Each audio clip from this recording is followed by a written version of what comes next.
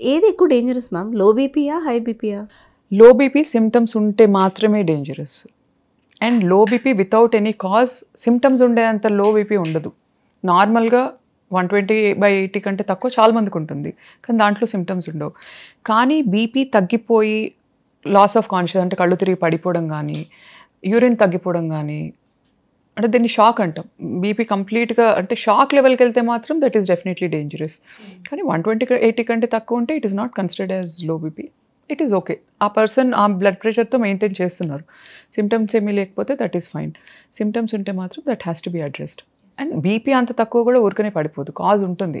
underlying heart problem, underlying infection, లేకపోతే underlying అంటే dietary inefficiencies or insufficiencies, absolutely low salt diet or severe dehydration, extreme vomitings కానీ, diarrhoea motions కానీ, are sun stroke, heat stroke,